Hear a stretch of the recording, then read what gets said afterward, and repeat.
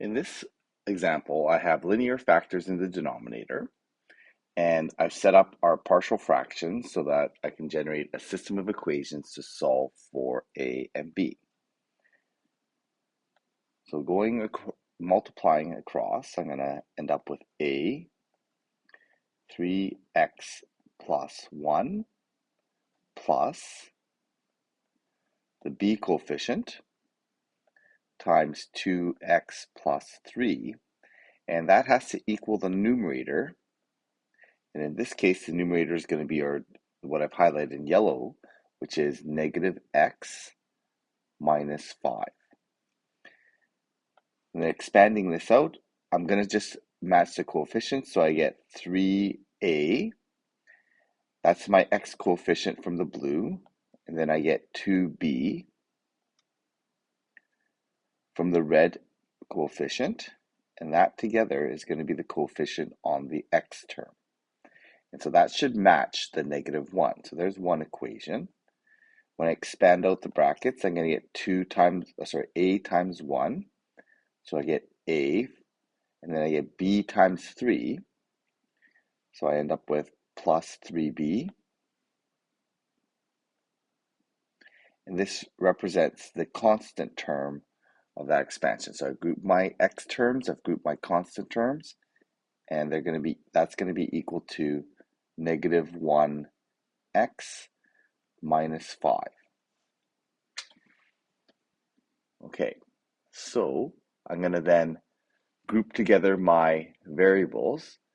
So in this case, I'm going to do, for my x variable, I'm just going to do that in blue. So for my x variable, I'm going to end up with equation 3a plus 2b is equal to negative 1. And for my constant term, I'll do that in different color. Do that in red. I end up with that's going to be a plus 3b. That's going to be equal to negative 5. So I'm going to solve these equations independently. I'm going to start with this one. A equals negative 5 minus 3b. And then I'm going to replace that in the first equation. So 3 times a plus 2b equals negative 1. And I'm going to replace that a with the negative 5 minus 3b. So there's my equation to solve for b. So I'm going to expand that out. Negative 5, so negative 15, minus 9b plus 2b, and that's going to be equal to negative 1.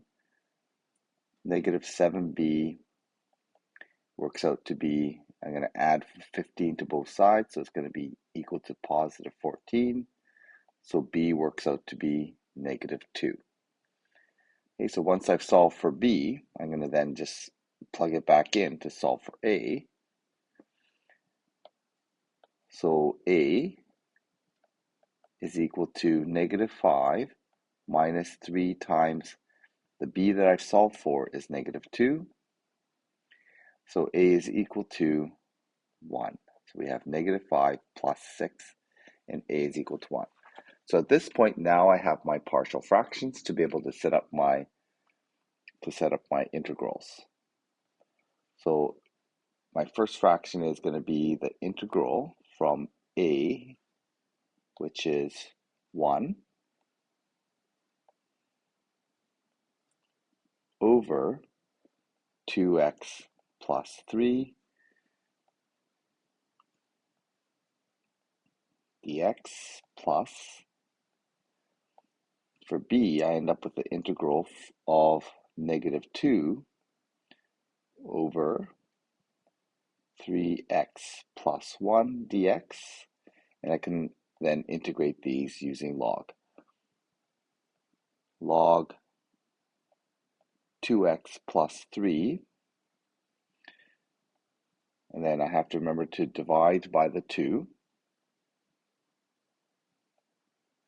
plus, in this case I'm going to make that a minus. I'm going to take that negative outside and make it a minus.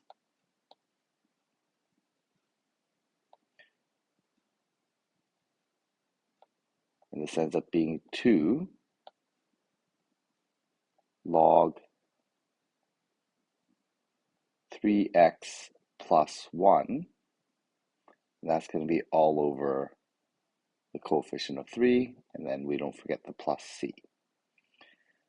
So we can combine these together, and in this case we're going to end up with log.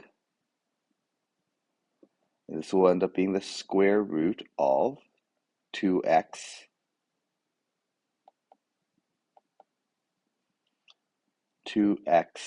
plus 3. So the square root comes from the 2 in the denominator, and this 2 in the denominator. And in the denominator of the log, we end up with 3x plus 1, and that's going to be squared, and that's going to be inside a square root, a cube root. And then we end up with a plus c. So we can leave it in the colored form, or you can combine it all in the log. So in the combined log form, it's going to look like this. And before we combine, we can just leave it in the colored form in the line above.